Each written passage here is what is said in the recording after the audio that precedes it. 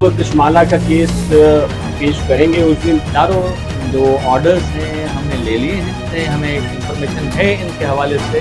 मैं समझता हूँ कि इंशाल्लाह हमें यकीन है कि हमें कोर्ट से इंसाफ मिलेगा। जी बिस्मिल्लाहिर्रहमानिर्रहीम, अस्सलाम वालेकुम। मैं हूँ बिलाल अहमद। उम्मीद है आप सब खैरियत से होंगे। आज मेरे साथ मौजूद हैं गुल मोहम्मद फारूकी साहब, सीनियर वकील हैं, प्रोसिक्यूटर भी रहे और ज़हीर केस में एक अहम किरदार अदा कर रहे हैं उनकी लीगल टीम की हैसियत से।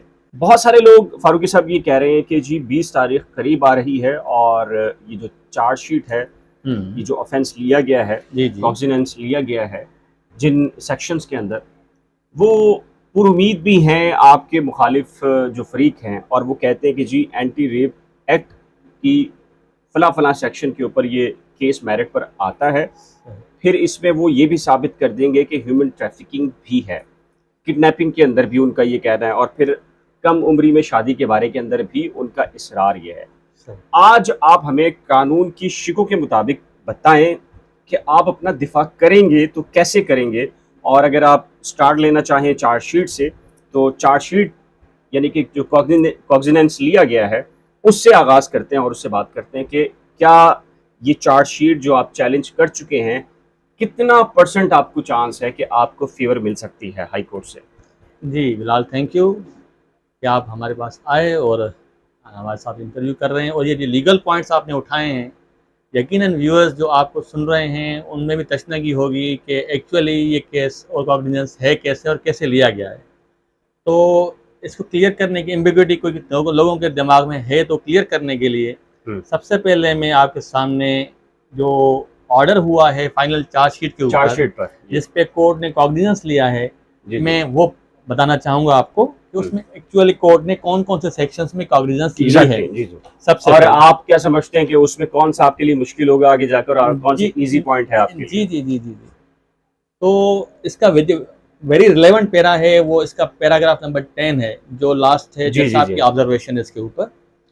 जज साहब ने फरमाया है अपने ऑर्डर में कि इन view of about discussion I am of humble view that upon the investigation report on section 173 CRPC, investigation officer, this court takes cognizance of an offence 363, 364A, 368, 34 PPC, section 3 to 4 of PTIP Act 2018, section 3-4 of Sindh Child Restriction Marriage Act 2013। ये sections हैं जिनके मुताबिक court ने cognizance ली है। सबसे पहले मैं clear कर लूँ कि 173 की रिपोर्ट में जो आयु ने सबमिट की थी उसमें सेक्शन 375 ऐड था, लेकिन कॉग्निजेंस जज साहब ने 375 में नहीं ली। पहले क्लियर हो जाए। ठीक है। अभी मजीद आ जाते हैं कि जो जज साहब ने, लेकिन आप जो 375 की बात कर रहे हैं और वो चार्जशीट से निकाल दिया गया, लेकिन अभी भी इसरार तो उनका यही है कि ये जो एंटी रेप एक्ट है और लॉ है इसके तहत तो ये केस लिया गया है और ये खुद जो ट्रायल कोर्ट है वो कोर्ट भी स्पेशल कोर्ट है, उसका स्टेटस भी स्पेशल है। तो कैसे आप ये कह रहे हैं कि जी वो सेक्शन निकाल दी है लेकिन उस सेक्शन के तहत ये ट्रायल चल रहा है? ये थोड़ा सा हमें समझाएं थोड़ा सा। जी। इस एक्ट के तहत, एंटी रेप एक्ट के तहत सेक्शन 364A है जो शेड्यूल ऑफेंस है। इस वजह से ये समझा जा रहा है कि इस कोर्ट को ये जुरिडिक्शन है कि वो कॉग्निजेंस ले सके। ठीक है। लेकिन इसमें एक लीगल पॉइंट इन्वॉल्व है। लीगल पॉइंट ये इन्वॉल्व है कि हमें सबसे पहले 364A को पढ़ना चाहिए कि 364A खुद से क्या कहता है बताइए। और जो मुल्जिमान जो प्लेंटिफ कंप्लेनेंट का केस है वो क्या है। तो आपके लिए, आपके व्यूअर्स की रहनुमाई के लिए मैं 364A पढ़ लेता हूं ताकि ये एम्बिग्युइटी वंस फॉर ऑल खत्म हो जाए। ठीक है। 364A जी ठीक है। 364A, किडनैपिंग और abducting a person under the age of 14। ठीक है। Whoever kidnaps or abduct any person under the age of 14 in order that such person may be murdered, subject to grievous hurt or slavery, or to the lust of any person, or may be dispose of is to be put in a danger of being murdered or subject grievous hurt or slavery or the lust of any person shall be punished with death or with imprisonment for life or with rigorous imprisonment for term may extend to 14 years and shall not be less than 7 years. ठीक है, ये clear है law. अभी इसके under 14 आपने कहा। जी, ठीक तो ठीक है, इस लॉ को समझने के लिए इसी बुक में ये बताया गया है कि इस ऑफेंस के इंग्रेडिएंट्स क्या होने चाहिए। ठीक है, इसका फर्स्ट इंग्रेडिएंट ये है कि an offence under this section following essential ingredients क्या है। Number 1, that the accused kidnap or abduct any person under the age of 14। ठीक है, ठीक है, सबसे पहले इस केस में ये बात क्लियर है और जो हमारे एडवर्सरी में भी मानी है खुद से, क्योंकि जब ऑसिफिकेशन टेस्ट हुई तो उसमें मेडिकल ऑफिसर ने जो ओपाइन किया उसने कहा कि बच्ची की एज 16-17 साल है। ठीक है, और उसके रिजल्ट पे कोर्ट ने, ऑनरेबल कोर्ट ने, my lord mister Junaid Ghaffar साहब की डीवी ने बच्ची को सेट एट लिबर्टी किया कि बेटा आपकी उम्र 17 साल है, आप जिस तरफ जाना चाहें आपकी मर्जी। नहीं, वो आपकी बात नहीं, आपकी बात आ गई, फिर उसके बाद 15 से 16 आ गया, नियर 15 आ गया। सेकंड, वो तो मानते नहीं दोनों मेडिकल को, तो फिर क्या करेंगे आप? वो तो कहते हैं नादरा का रिकॉर्ड माने, तो फिर आपके पास क्या पॉइंट? जी जी जी, बिल्कुल आपने वैलिड बात की। इसके लिए मैं आपको एक और वेरी इंपॉर्टेंट चीज जो अनडिनाइबल है, वो एक रिटन प्रूफ जिसमें हमारे एडवर्सरी ने सुप्रीम कोर्ट में ये बात चैलेंज की कि हाई कोर्ट ने बच्ची की एज 17 साल गलत डिटरमिन की है। ठीक है, और बच्ची के जो सर्टिफिकेट हैं उनको हाई कोर्ट ने नजरअंदाज कर दिया है। ठीक है, तो ये उनके अपनी जो मेमो ऑफ पिटिशन है, सिविल पिटिशन जो उन्होंने सुप्रीम कोर्ट में फाइल की थी, मैं आपको उससे कंटेंट बता देता हूँ। ठीक है, आपके रहनुमाई के लिए व्यूअर्स के। जी, सुप्रीम कोर्ट में जो उन्होंने क्वेश्चन फ्रेम किए, क्योंकि सुप्रीम कोर्ट पाकिस्तान की सबसे बड़ी कोर्ट है, उसके बाद कोई कोर्ट है नहीं, तो सुप्रीम कोर्ट की जो फैसला होता है under article 189 of constitution of Pakistan, वो बाइंडिंग है तमाम हाई कोर्ट्स के ऊपर और तमाम सबऑर्डिनेट कोर्ट के ऊपर पाकिस्तान के। ठीक है, तो ये जो फैसला my lord mister justice Junaid Ghaffar साहब का था, इसको उन्होंने सुप्रीम कोर्ट में अपीलेट जगह पे चैलेंज किया। तो 808 के ठीक है, ये civil petition for leave to appeal number 808 के 2022। लेकिन देखिए ना, इसमें तो आप कह रहे हैं कि इसमें उनको कोई रिलीफ नहीं मिला और कहा गया कि आपकी रेमेडी चाहते हैं ऑल्टरनेट मेडिकल के हवाले से तो चले जाएं, वहां चले जाएं, वो तो हो गया। लेकिन अभी जो कि सारी प्ली उनकी ट्रायल कोर्ट में भी, हाई कोर्ट में भी जितनी एप्लीकेशन वो बना रहे हैं, वो नादरा के ही जो डॉक्यूमेंट्स हैं उन पे रिलाई कर रहे हैं, और वो कहीं पर भी हाई कोर्ट या सुप्रीम कोर्ट के ये वाले ऑर्डर जो आपके पास हैं ये नहीं लगा रहे। और क्यों नहीं लगा रहे? वो ये कह रहे हैं कि हमारा फोकस सिर्फ और सिर्फ नादरा केस के ऊपर है। तो हमें ये बताएं कि आपके पास जो ये वाले डॉक्यूमेंट्स हैं, ये भी अदालतों के हैं, वो नादरा के डॉक्यूमेंट्स हैं, कितना % आपका फेवर मिल सकता है आपको और कितना % उनको फेवर मिल सकता है? ये थोड़ा सा सादा अल्फाज में बताएं। जी, सादा अल्फाज में बात ये है कि एक हम कहते हैं कि जजमेंट्स ऑफ सुप्रीम कोर्ट और हाई कोर्ट बाइंडिंग इफेक्ट रखते हैं, एक बात। जी बिल्कुल। और अगर किसी और केस में कोई नज़ीर मौजूद हो, तो क्योंकि क्रिमिनल केस में फैक्ट्स एक तरीके से नहीं होते, बिल्कुल, इस वजह से उसकी एप्लीकेबिलिटी पे वेरिएशन आ जाती है कि हो सकता है कि इसके फैक्ट्स मुख्तलिफ हों और उस केस के मुख्तलिफ हों। एग्जैक्टली। लेकिन क्योंकि ये इस केस में ही फैसले आए हैं, तो इससे अनडिनाइबल फैक्ट्स हैं ये, इससे कोई ऑर्डर्स को डिनाई कर ही नहीं सकता, और इन ऑर्डर्स ने फाइनलिटी अटेन कर ली है, जो हमारा मौक़िफ़ है। हमने जब कोर्ट में ये गुजारिश की कि ये कोर्ट कॉग्निजेंस नहीं ले सकती और ये कोर्ट एंटी रेप एक्ट की कोर्ट है ही नहीं, हमने ये चले उस तरफ आए, ये एंटी रेप की कोर्ट क्यों नहीं है, ये हमें थोड़ा सा बता दें आप। 375 के हवाले से। जी, 375 के हवाले से, क्योंकि कोर्ट ने कॉग्निजेंस ली है, सेक्शन निकाल दिया, लेकिन अभी भी जो आपके मुखालिफ वकील हैं वो कहते हैं कि इस सेक्शन के तहत ही ये ट्रायल चल रहा है, और यही कोर्ट, इट मींस अगर वही कोर्ट रन कर रही तो इट मींस कि वो उसी सेक्शंस के ऊपर ही रिलाई कर रहे हैं। जी, इसके हवाले से मैं अगेन गाइडेंस लूँगा ऑनरेबल सुप्रीम कोर्ट के ऑर्डर से ठीक है, और मेमो ऑफ पिटिशन जो उन्होंने फाइल किया खुद से। ठीक है, वजह ये है कि एज जो इन्होंने खुद कही है अपने डॉक्यूमेंट के अंदर जो सुप्रीम कोर्ट में उन्होंने पेश किया है कि कोर्ट ने उनके जो डॉक्यूमेंट्स हैं नादरा के वो नहीं माने और कोर्ट ने ऑसिफिकेशन टेस्ट के ऊपर उनका कहना है कि प्रॉपर ऑर्डर नहीं किया। ठीक है, जो क्वेश्चन ऑफ लॉ उन्होंने खुद से फ्रेम किए हैं, हाँ, ये पेज नंबर 3 था उनका। जी, question of law page number 3, उसमें यह है कि this petition this instant petition raising the following question of law which are public importance for the kind consideration of honorable court on which leave to appeal is sought. ठीक है, Number 1, whether the honorable high court in impugn order has erred in law by setting a minor liberty while exercising jurisdiction under section 491 CRPC and under article 199 of constitution of Pakistan 1973।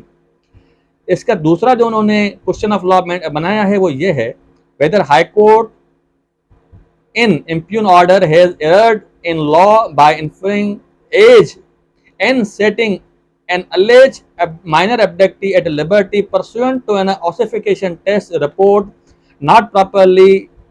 Not prepared by a medical board. ठीक है, तीसरा उन्होंने question frame किया बिलाल साहब इस case में कि whether the honourable court in impugned order has erred in law by seeking to settle factual controversy with regarding to the age and alleged minor abductee while exercising its constitutional jurisdiction under article 199 of the Constitution of Pakistan. ठीक है, Number 4, whether the honorable court in impugn order has failed to ensure an environment free from all and any fear and influence of alleged abductor before recording a statement of the alleged minor abductee produced before it under section 491 CRPC। अच्छा, इसमें वो तो ये तो नहीं कह रहे कि वो अंडर 14 है और वो तो स्टेटमेंट नहीं दे सकती, उसका बयान भी नहीं हो सकता। यहाँ तो इसने मतलब यहाँ ऐसी कोई चीज़ तो जी नहीं की। जी आपने वजह फरमाया, मैं इसको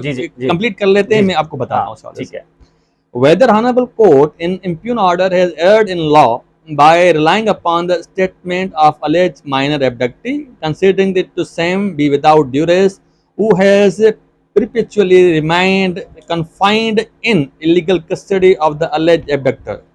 और लास्ट सवाल जो उन्होंने फ्रेम किया है वो ये है कि whether honorable court in impugn order has erred by law by giving precedence to the medical based ossification test over जो आपका सवाल है, over the test documentary proof of age such as the document which were issued, registered, incorporated with the prior to the occurrence of the incident, meaning thereby जो document NADRA के थे, जो passport था, इन तमाम डॉक्यूमेंट को कोर्ट ने नहीं माना और ऑसिफिकेशन टेस्ट को माना है। ये पॉइंट उन्होंने रेज कर चुके हैं। ठीक है, तो अब आप इसमें क्या मतलब आप इससे मतलब जो एक खास जो एक अहम पॉइंट तो ये ना कि उन्होंने ये प्लीज सुप्रीम कोर्ट पे नहीं उठाई कि अंडर 14 है तो उसके ये राइट्स और ये सारी चीजों के ऊपर भी उन्होंने ये प्ली उठाई कि कोर्ट ने, हाई कोर्ट ने हमारी ये प्ली नहीं मानी कि बच्ची अंडर 14 है। ठीक है, और हाई कोर्ट ने, ऑनरेबल हाई कोर्ट ने प्रेफरेंस दिया मेडिकल ऑफिसर के ऑसिफिकेशन टेस्ट के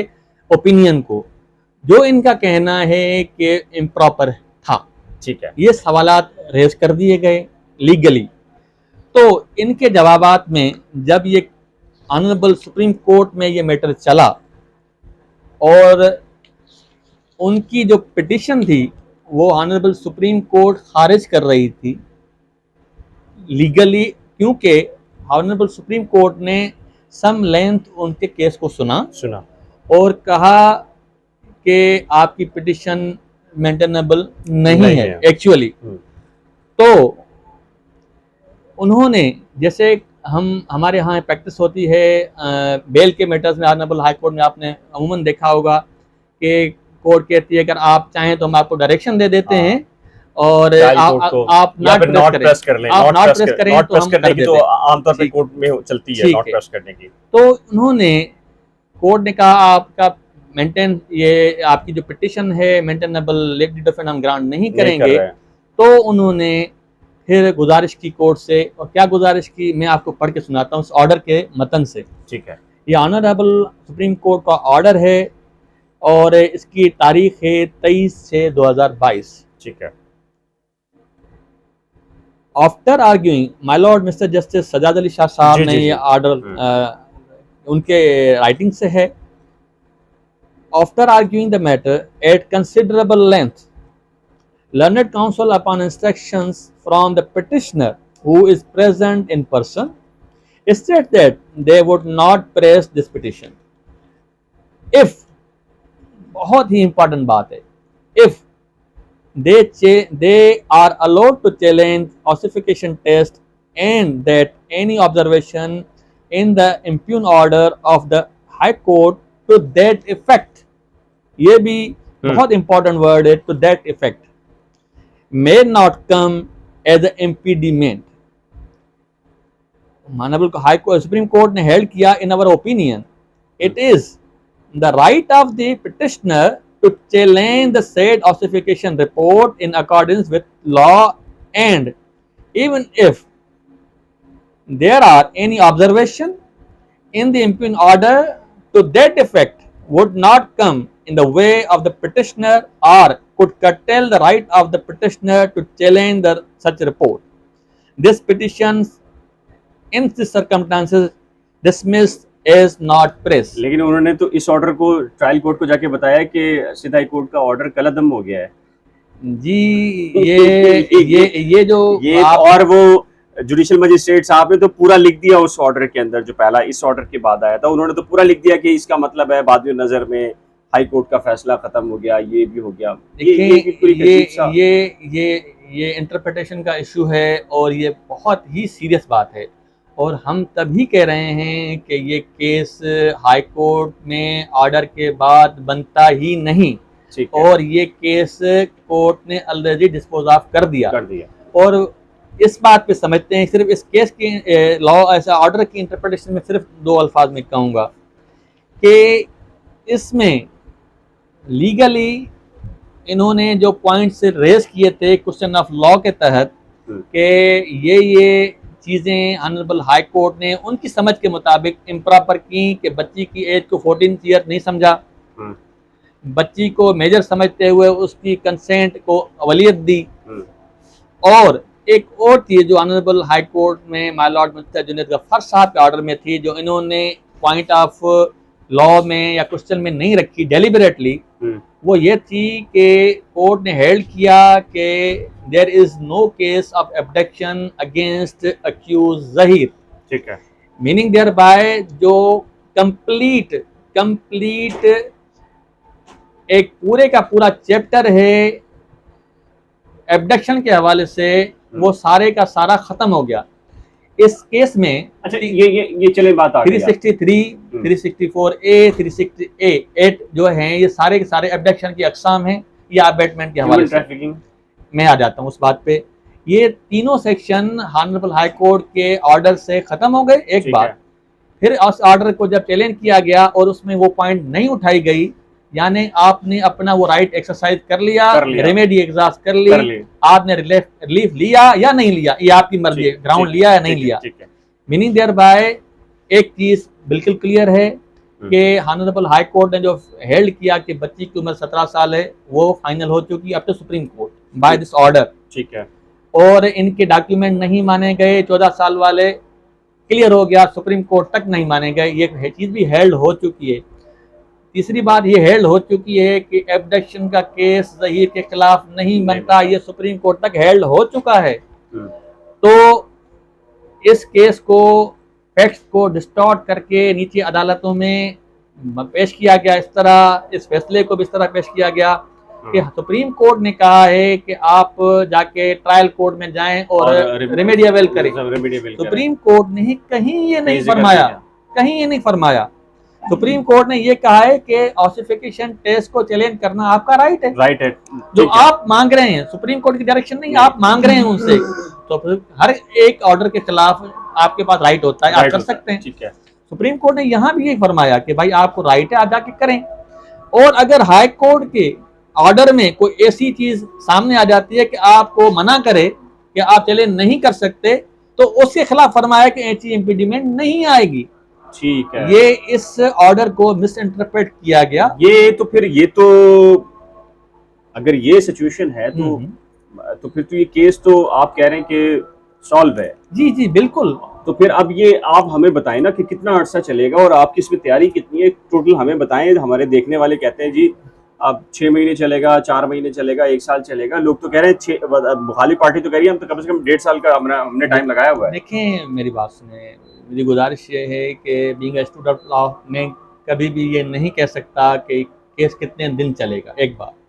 लेकिन ये केस जिस दिन आर्ग्यू हुआ और ऑनरेबल हाई कोर्ट में, तो ये सारी चीज़ें हम ऑनरेबल हाई कोर्ट में रखेंगे कि ये मैटर अब तो सुप्रीम कोर्ट इस तरह पहुंच चुका है। सुप्रीम कोर्ट ने इन शिकों पे फाइनलिटी ले ली है। और आप ह्यूमन ट्रैफिकिंग की बात करते हैं कि ह्यूमन ट्रैफिकिंग वाली पॉइंट ऑलरेडी FIR में मौजूद थी, जो उस वक्त ऑर्डर में भी थी, तो वो भी ख़त्म हो गया। लेकिन अभी क्योंकि हम कॉग्निजेंस की बात कर रहे थे और यहाँ तक तो क्लियर हो गया बिलाल साहब, आपको और यकीनन आपके व्यूअर्स को भी हुआ होगा कि एज 17 साल तक की सुप्रीम कोर्ट तक फाइनल हो चुकी है इन ऑर्डर के मुताबिक।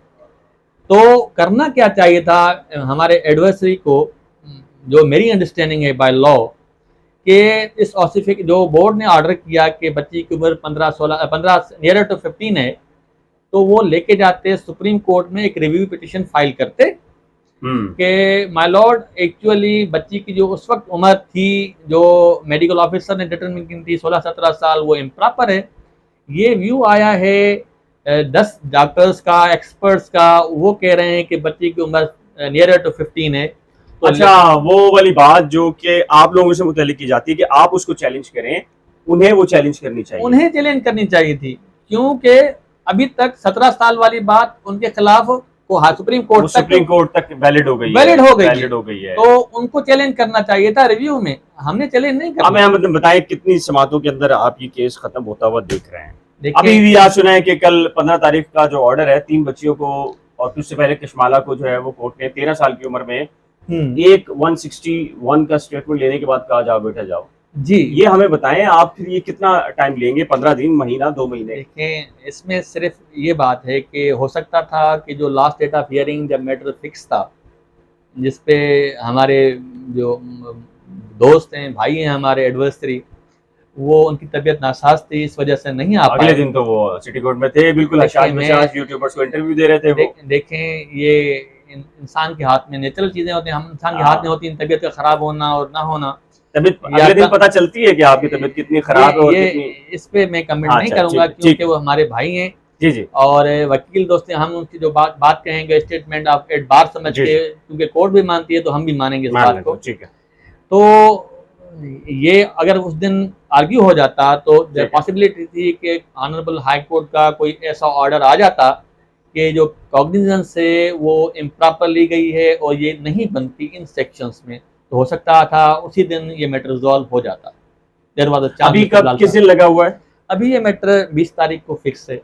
ये तो जस्टिस सलाउद्दीन पंवर साहब सुन रहे थे इसको? जी, मिस्टर सलाउद्दीन पंवर साहब इस केस को सुन रहे हैं और ये सिंगल बेंच में है और उन्होंने इसी केस के अंदर 2 ऑर्डर पहले फरमाए हुए हैं। एक तो बेल भी है, एक बेल जी जो उन्होंने ग्रांट की 2 मुल्ज़िमान को, एक स्टे उन्होंने खुद फरमाया मेडिकल की पॉइंट पे।